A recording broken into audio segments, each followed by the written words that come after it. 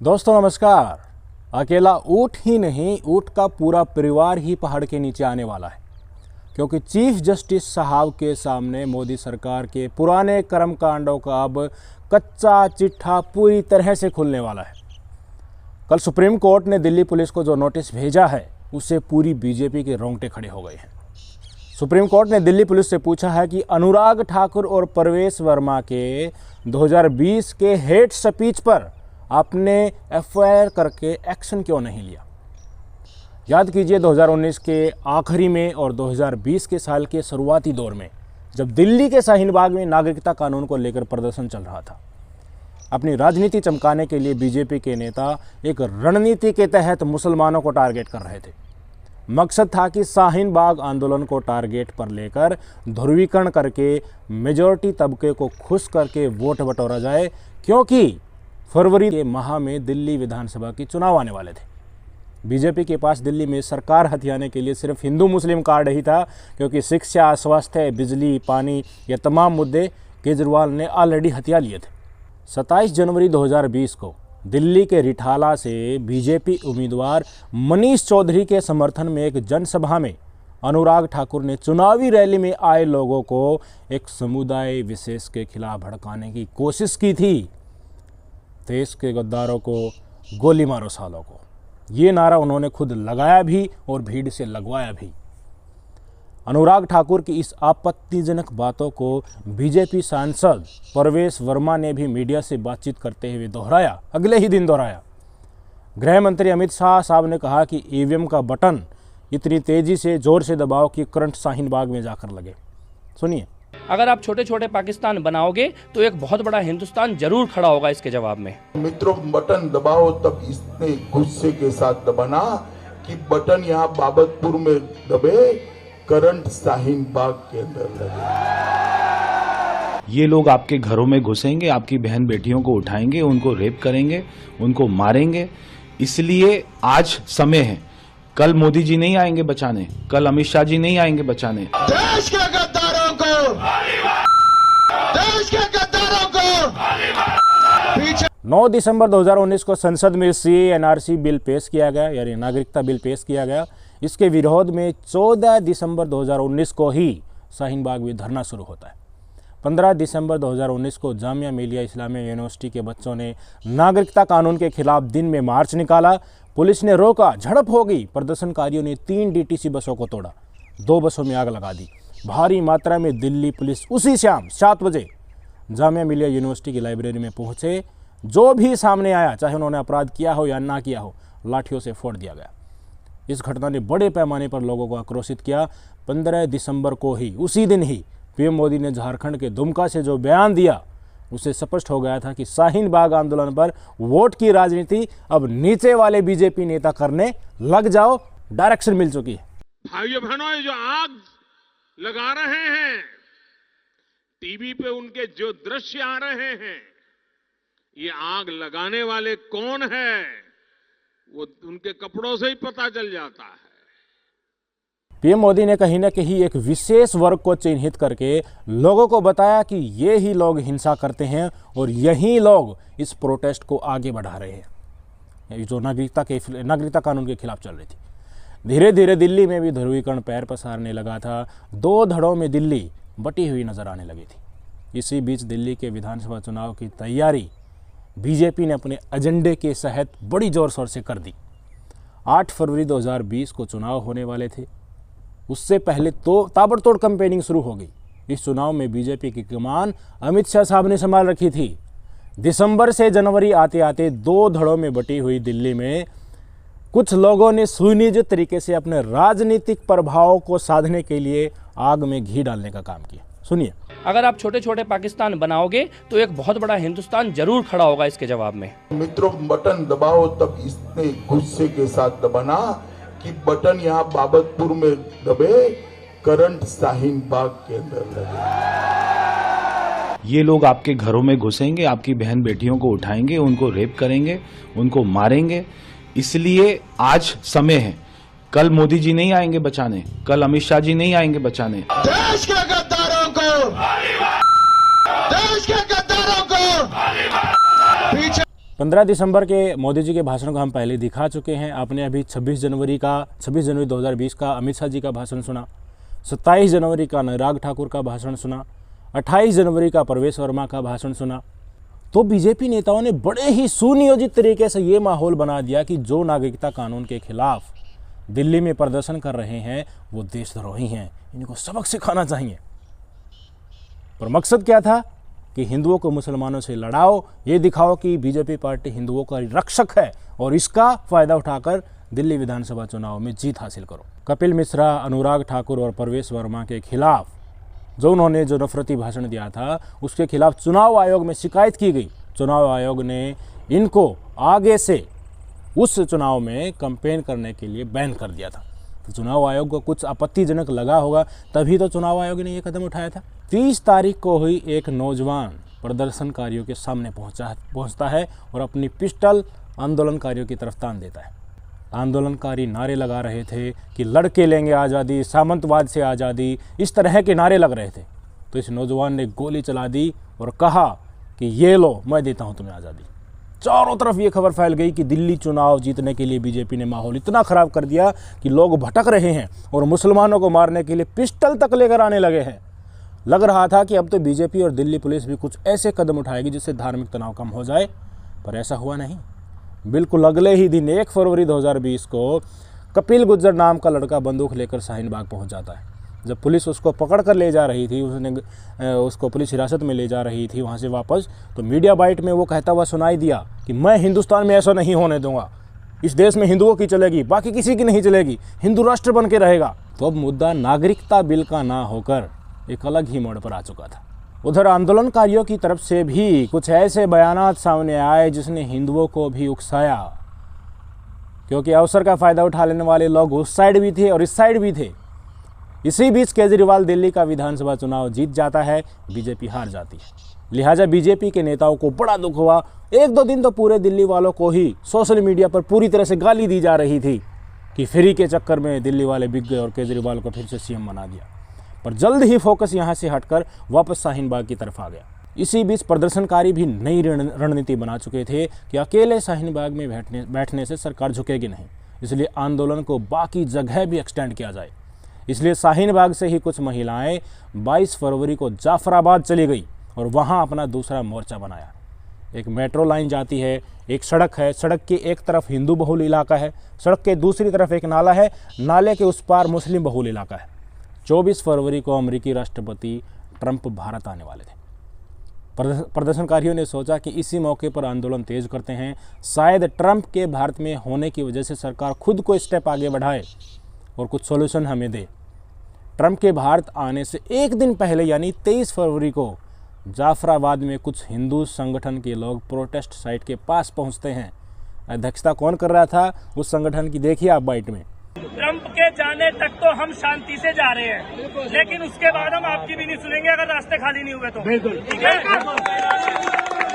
आज जब तक रास्ता खाली करवा रहे हैं। ट्रंप के जाने तक आप जाफराबाद और चांदबाग खाली करवा लीजिए, ऐसी आपसे विनती कर रहे हैं। उसके बाद हमें रोड पे आना पड़ेगा। ट्रंप के भारत आने से एक दिन पहले यानी 23 फरवरी को जाफराबाद में कुछ हिंदू संगठन के लोग कपिल मिश्रा की अध्यक्षता में प्रोटेस्ट साइट के पास पहुंच जाते हैं और नागरिकता कानून के समर्थन में नारे लगाते हैं कि हमें SC NRC चाहिए, हम इसके पक्ष में हैं। इसके बाद बहुत सारे लोग जय श्री राम का नारा लगाते हुए जो हिंदू बहुल इलाका था उस साइड से आ जाते हैं और नागरिकता कानून के समर्थन में अपना नारा लगाने लगते हैं। दूसरी तरफ नागरिकता कानून के खिलाफ प्रदर्शन पहले से ही चल ही रहा था।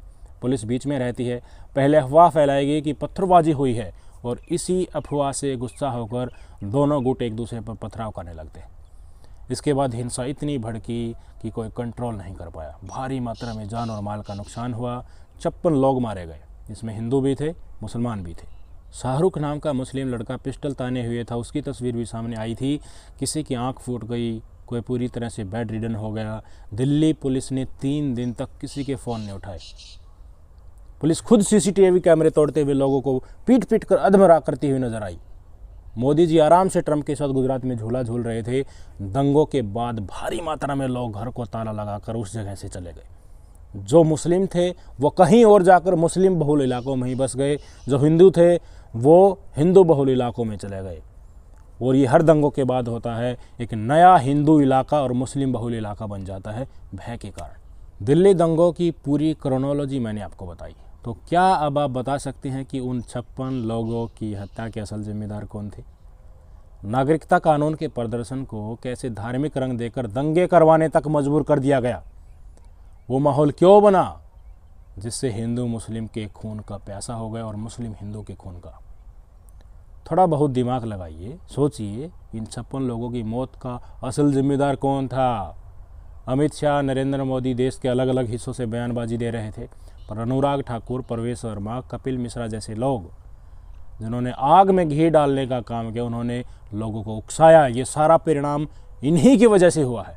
अनुराग ठाकुर, परवेश वर्मा, कपिल मिश्रा का कद आज बीजेपी में बढ़ चुका है, पर हिंदुओं और मुसलमानों को क्या मिला? सिर्फ मौतें और अंधकार से भरा भविष्य। किसी का बेटा मर गया, किसी का भाई मर गया, किसी का बाप मर गया, कोई घर पूरी तरह से ही उजड़ गया। पर राजनीति चमकाने वाले लोग अपनी राजनीति चमकाकर एक साइड हो लिए, और हिंदुओं और मुसलमानों, यहाँ की इस देश की मूल जनता ने ये दंगे भुगते। तो अब आप मेरे सवाल का जवाब दीजिए। अनुराग ठाकुर, परवेश वर्मा के ऊपर हेट स्पीच के मामले में FIR होनी चाहिए या नहीं होनी चाहिए? आज सुप्रीम कोर्ट ने दिल्ली पुलिस को नोटिस दिया है कि बताइए इन लोगों पर FIR क्यों नहीं हुई। तो क्या सुप्रीम कोर्ट ने ये गलत किया है? आगे सुप्रीम कोर्ट इन लोगों के खिलाफ क्या एक्शन लेती है, इनको सज़ा मिलती है या नहीं मिलती है, इसके बारे में तो हम आपको नहीं बता सकते, पर आपको विश्वास जरूर दिला सकते हैं कि न्याय होगा। हेट स्पीच के खिलाफ सुप्रीम कोर्ट आजकल बहुत ज़्यादा सख्त है। पुलिस को हेट स्पीच के मामले में शिकायत की प्रतीक्षा न करके स्वतः संज्ञान लेने का निर्देश सुप्रीम कोर्ट खुद दे चुका है। राज्य सरकारों को हेट स्पीच पर कार्रवाई न करने के मामले में नपुंसक तक सुप्रीम कोर्ट उनको करार दे चुका है। अनुराग ठाकुर, परवेश वर्मा की टेंशन इसलिए बढ़ी हुई है क्योंकि अब वो रंजन गोगोई साहब वाला दौर नहीं है, अब चंद्रचूड़ साहब का चाबुक चलने का समय है। और जब ऊपर कोई दम वाला व्यक्ति बैठा हो ना, तो नीचे तक सारी की सारे कोर्ट्स, चाहे हाई कोर्ट्स हो या सामान्य कोर्ट्स हो, उनके जज की पावर और उनका व्याख्यान और उनके जजमेंट बहुत ही न्यायिक तरीके से देखने को मिलते हैं। अब सब लोगों के मन में सवाल आ रहा होगा कि अगर वास्तव में ये लोग दोषी हैं तो अब तक FIR क्यों नहीं हुई? दिल्ली पुलिस ने ही क्यों नहीं FIR करके एक्शन लिया? इसका भी बैकग्राउंड आपको बता देता हूँ, बड़ा ही दिलचस्प है। दिल्ली पुलिस को तो इन दंगों में क्या कर रही थी वो मैंने आपको बता ही दिया, तो भला दिल्ली पुलिस क्यों FIR करेगी? दिल्ली पुलिस होम मिनिस्ट्री के अंडर आती है। होम मिनिस्टर कौन है? अमित शाह जी है, बीजेपी के हैं, तो भला उनकी पार्टी के खिलाफ ही दिल्ली पुलिस कैसे जा सकती है? CPM नेता बरिंदा करात दिल्ली दंगों के तुरंत बाद फरवरी 2020 में ही दिल्ली की एक ट्रायल कोर्ट में पहुंच जाती हैं कि दिल्ली पुलिस हेट स्पीच मामले में केंद्रीय मंत्री अनुराग ठाकुर और बीजेपी सांसद परवेश वर्मा के खिलाफ FIR दर्ज करके कार्रवाई करे। ट्रायल कोर्ट में कुछ सुनवाई चली, फिर ट्रायल कोर्ट ने अगस्त 2020 में अपना फैसला सुनाया। केस को डिसमिस करते हुए ट्रायल कोर्ट ने कहा कि परवेश वर्मा, अनुराग ठाकुर के खिलाफ FIR इसलिए नहीं हो सकती क्योंकि सेक्शन 196 जो है CRPC का, उसके तहत राज्य से, स्टेट से, यानी कि भारत सरकार से प्रोसिक्यूशन की परमिशन लेनी पड़ती है, सैंक्शन लेना पड़ता है। क्योंकि जो अपराध है हेट स्पीच के अंतर्गत, उनमें जो धाराएं हैं वो धारा अप्लीकेबल करने से पहले सैंक्शन चाहिए होता है। इसी आधार पर FIR दिल्ली पुलिस नहीं कर रही है। तो ट्रायल कोर्ट ने कह दिया कि कंपिटेंट अथॉरिटी से पहले परमिशन होगी, उसके बाद ही FIR करके एक्शन होगा। अब कंपिटेंट अथॉरिटी तो बीजेपी सरकार ही है, वो सैंक्शन देगी नहीं। बीजेपी इतनी बेवकूफ़ तो है नहीं कि भाई ये लो अप्रूवल, सैंक्शन ले लो और हमारे 2 सांसदों के खिलाफ FIR करके उनको जेल में डलवा दो। तो ट्रायल कोर्ट से याचिका के डिसमिस होते ही बरिंदा करात जो CPM की नेता है पहुंच गई दिल्ली हाई कोर्ट। वहाँ कई दिनों तक सुनवाई चली और दिल्ली हाई कोर्ट ने जो आदेश दिया उसने देश के सारे न्यूज़पेपर में हेडलाइन बनाई, क्योंकि ये बीजेपी नेताओं के पक्ष में था। मार्च 2022 में याचिका को खारिज करते हुए दिल्ली हाई कोर्ट ने कहा कि अगर स्माइल के साथ कोई बात कही जाती है तो ये हेट स्पीच की कैटेगरी में नहीं आता है। यानी कि आप हंसते हुए कुछ भी बोल दो, हेट स्पीच ये नहीं कहलाएगा। कानूनी तौर पर आप कुछ भी कह देंगे, हेट स्पीच की जो कैटेगरी में होगा, पर आप हंसकर कह रहे हैं तो आपका बाल भी बांका नहीं होगा। हाईकोर्ट ने कहा कि अनुराग ठाकुर, परवेश वर्मा के द्वारा दिए गए स्पीच चुनावी मंच से दिए गए हैं और राजनेता अपने वोटर्स को लुभाने के लिए कई तरह के बयान देते रहते हैं। अगर इन बयानों पर हम FIR करने लगे तो एक ही चुनाव में हज़ारों FIR हो जाएंगी। तो इसलिए हम किस किस पर FIR करते फिरेंगे। परवेश वर्मा ने जो बयान दिया था कि ये लोग हमारे घर में घुस जाएंगे, हमारी बेटियों का बलात्कार करेंगे, उस बयान को भी दिल्ली हाईकोर्ट ने क्लीन चिट दे दी। कहा कि उनके स्पीच में उन्होंने कहा कि ये लोग घुस जाएंगे घरों में। तो ये लोग कहने का मतलब ये नहीं हो सकता कि परवेश वर्मा मुसलमानों की तरफ इशारा कर रहे हैं। कुल मिलाकर दिल्ली हाईकोर्ट ने नफरती भाषण को जायज़ ठहरा दिया, पर हकीकत तो यही आप भी जानते हैं, हम भी जानते हैं कि इन्हीं भड़काऊ भाषणों की वजह से दिल्ली में दंगे भड़के 56 लोग मारे गए। पता नहीं कितने हिंदू और मुसलमान जेलों के पीछे आज भी सड़ रहे हैं। राजनीति करने वाले आम की तरह चूस कर इन लोगों को फेंक गए और अपनी राजनीति आराम से चमका कर कुर्सियों पर बैठे। एक बात बताइए, इन नफरती भाषणों के बाद खुद चुनाव आयोग ने अनुराग ठाकुर, परवेश वर्मा, कपिल मिश्रा पर चुनाव प्रचार करने से बैन लगा दिया था। तो क्या चुनाव आयोग बेवकूफ़ है? चुनाव आयोग को कुछ लगा होगा आपत्तिजनक, तभी तो उन्होंने बैन लगाया होगा ना इन भाषणों के बाद। पर हकीकत यह है कि उस समय CGI की कुर्सी पर कोई और बैठा था, आज उस कुर्सी पर चंद्रचूड़ साहब बैठे हैं। सुप्रीम कोर्ट आज खुलेआम कह रहा है कि हेट स्पीच के खिलाफ पुलिस को स्वतः संज्ञान लेना है। वो दौर अलग था जिसमें स्माइल के साथ कही गई हेट स्पीच नहीं होती है। समय समय की बात है, आज समय अलग है, इसलिए दिल्ली पुलिस को नोटिस जा चुका है। FIR क्यों नहीं हुई इसका जवाब मांगा जा चुका है। तो हाईकोर्ट से खारिज होने के बाद जब ये मामला सुप्रीम कोर्ट पहुंचा तो बीजेपी वालों के रोंगटे खड़े हो गए। सुप्रीम कोर्ट ने कहा कि केस दर्ज करने के लिए जिस परियार सैंक्शन का यानी कि अनुमति का जो हवाला दिया गया था लोअर कोर्ट के द्वारा, वो कानूनी रूप से सही नहीं है। इस तरह का सैंक्शन यानी जो अपराध दर्ज करने से पहले जो परमिशन है वो क्रिमिनल केसेस में नहीं ली जाती है। यानी कि एक झटके में सुप्रीम कोर्ट ने लोअर कोर्ट और दिल्ली हाई कोर्ट के फैसले को पलटकर नोटिस जारी कर दिया कि दिल्ली पुलिस बताओ हेट स्पीच में FIR का रिएक्शन क्यों नहीं लिया। दिल्ली पुलिस पिछले 3 साल तक बीजेपी के नेताओं को बचाती रही है, पर अब जवाब देने से पहले ही मजबूरन FIR दर्ज करके अनुराग ठाकुर और परवेश वर्मा के खिलाफ कार्रवाई शुरू करनी पड़ेगी। सुप्रीम कोर्ट ने एक और बात कही कि जो देश के गद्दारों को गोली मारो सालों को, ये वाला जो बयान अनुराग ठाकुर ने दिया है ना, इसमें गद्दारों का मतलब तो हमें पता ही है, देशद्रोही होता है। और गोली मारो, गोली मारने का मतलब ये नहीं है कि वो कोई टेबलेट दे रहे थे, मेडिसिन वाली गोली दे रहे थे।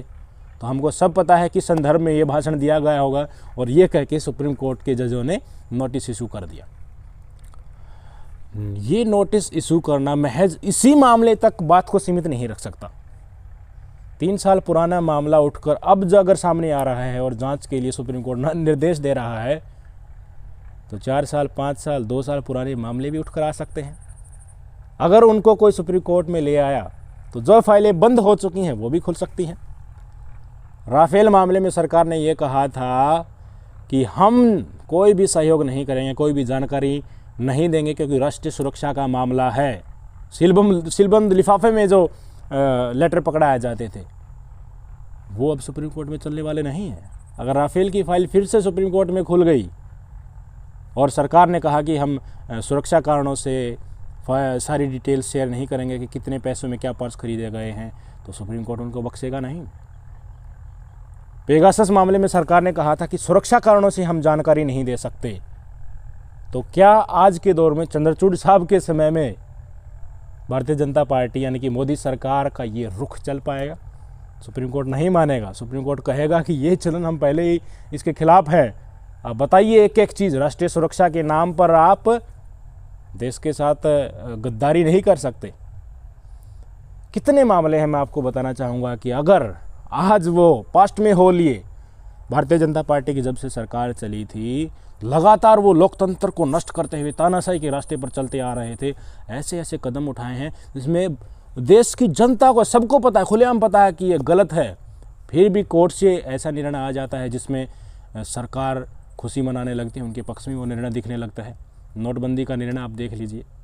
तो क्या चंद्रचूड़ साहब के समय अब कोई भी पुराना मामला उठकर सामने आएगा उसमें सरकार की किरकिरी होने वाली है? लग तो ऐसा ही रहा है, क्योंकि मौजूदा समय को ही देख लीजिए। जब से चंद्रचूड़ साहब ने कुर्सी संभाली है तो जजेस के अपॉइंटमेंट को लेकर जो चिट्ठी जाती है सरकार के पास, उसको डिले कर दिया था खुद भारत सरकार ने, और कह रही थी कि हमारा भी बंदा होना चाहिए कोलिजियम में जज के अपॉइंटमेंट करने के लिए। चंद्रचूड़ साहब ने, सुप्रीम कोर्ट ने काफ़ी डांटा था और मजबूरन भारत सरकार को वो लिस्ट भेजनी पड़ी थी सुप्रीम कोर्ट ने सीधे तौर पर कह दिया था कि आप लिस्ट को वापस नहीं कर रहे तो हम खुद ही अपॉइंट कर लेंगे। उसके बाद कितने निर्णय सुप्रीम कोर्ट के द्वारा दिए जा चुके हैं। अडानी मामले पर जांच बैठा दी, सीलबंद लिफाफे में सरकार लेकर पहुंची कि ये लीजिए, ये नाम हम आपको देते हैं, इनसे जांच करा लीजिए। सुप्रीम कोर्ट ने कहा कि इस लिफाफे को या तो अपने चैम्बर में ले जाइए या इसे फाड़ कर यहीं पढ़िए कि कौन कौन जांच में, अडानी मामले की जांच में शामिल होने वाला है। हम निष्पक्ष तरीके से जांच करेंगे और जांच निष्पक्ष तरीके से कैसे हो रही है ये भी देश की जनता को दिखे, इसको भी सुनिश्चित करेंगे। साउथ का जो मीडिया वन चैनल था उसका लाइसेंस रद्द कर दिया गया था। कहा था कि इसके संपर्क कहीं देशद्रोही ताकतों के साथ हैं। सुप्रीम कोर्ट ने नहीं माना कि ये तो अभिव्यक्ति की आज़ादी पर आप अंकुश लगा रहे हैं। सरकार को डांट लगाई और मजबूरन सरकार को लाइसेंस जारी करना पड़ा। दिल्ली में मेयर नहीं बनने दिया जा रहा था आम आदमी पार्टी का, सुप्रीम कोर्ट ने हस्तक्षेप किया। गवर्नर जो अपनी तानाशाही दिखा रहा था उसको एक तरफ रखकर सुप्रीम कोर्ट ने 24 घंटे में ही मेयर बनाने का आदेश दिया। चंद्रचूड़ साहब के आने के बाद मौजूदा समय में भारतीय जनता पार्टी के जो कर्मकांड थे उनके ऊपर जो तानाशाही रवैया सरकार का था उनको लोकतांत्रिक तरीके से चलने के लिए चंद्रचूड़ साहब ने मजबूर किया है।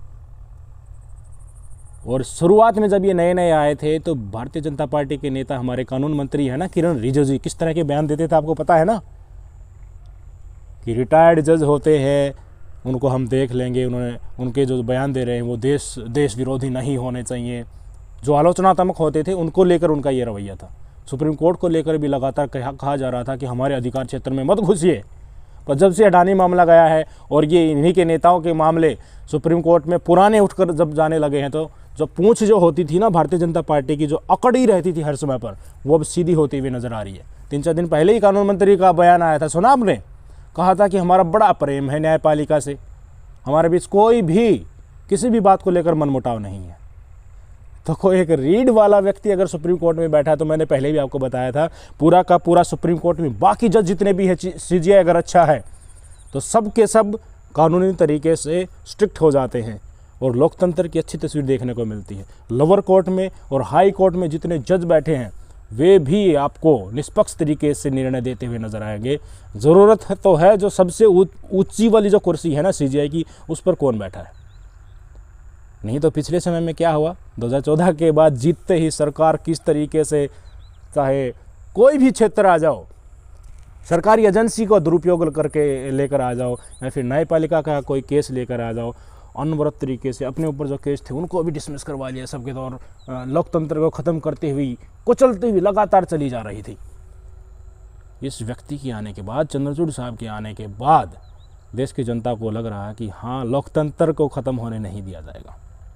और भारतीय जनता पार्टी जिस तरीके से आज राजनीति कर रही है, धर्म की राजनीति कर रही है, असल मुद्दों को दबा रही है, इसके ऊपर भी माननीय सुप्रीम कोर्ट के चीफ जस्टिस कड़ा प्रहार करने वाले हैं। धर्म की राजनीति से उठाकर असल मुद्दों पर लाने वाले हैं। तो धर्म के नाम पर राजनीति करके अगर कोई गद्दी पर बैठता है, कौन कर रहा है धर्म के ऊपर राजनीति, आपको पता ही होगा आज के समय में, तो वो लाशों के ढेर के ऊपर चढ़कर उस गद्दी पर बैठा है। दिल्ली दंगों में कितने लोग मारे गए, कितना फ़ायदा हुआ, सरकार नहीं बनी फिर भी लोग मारे गए, पर इनका हिंदुत्व कार्ड तो चला ना।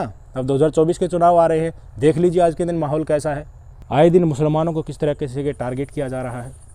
देखिए, इस देश में, इस धरती पर जब तक हम जीवित हैं, मान लीजिए हमें इस देश का, इस धरती का न्यायालय सज़ा नहीं दे सकता, पर जिस दिन ब्यौरा लिया जाएगा, जिस दिन ईश्वर ब्यौरा लेगा, तो उसको तो सब पता ही ना कि आपने गद्दी के लिए क्या क्या नहीं किया है, तो सब हिसाब हो जाएगा। राजनीति अगर किसी को करनी है तो असल मुद्दों पर करनी चाहिए। किसी की मौत का कारण बनकर, दंगे भड़काकर अगर राजनीति हो रही है तो किसी भी तरीके से जायज़ नहीं है। अगर हम धर्म की राजनीति करने वाले को कुर्सी पर बैठाते हैं तो हत्याओं के जिम्मेदार हम भी हैं, क्योंकि हम आह्वान कर रहे हैं, उनको न्योता दे रहे हैं कि हम गद्दी पर बैठा रहे हैं तो और लोग भी आओ, आप भी इसी तरह की राजनीति करो और हम आपको भी गद्दी पर बैठाएंगे। तो आज के दिन सबसे ज़्यादा ज़रूरी है, सुप्रीम कोर्ट ने तो आईना दिखा दिया है, वो तो लीड कर ही रहा है, देश की जनता को भी असल मुद्दों पर, जो राजनीतिक पार्टियां हैं उनको फोर्स करना चाहिए कि असल मुद्दों पर आप राजनीति कीजिए, हिंदू मुसलमान पर मत कीजिए, क्योंकि पाप के भागीदार इन लोगों को कुर्सी पर बैठाकर हम भी बन रहे हैं। सोचिएगा ज़रूर। नमस्कार।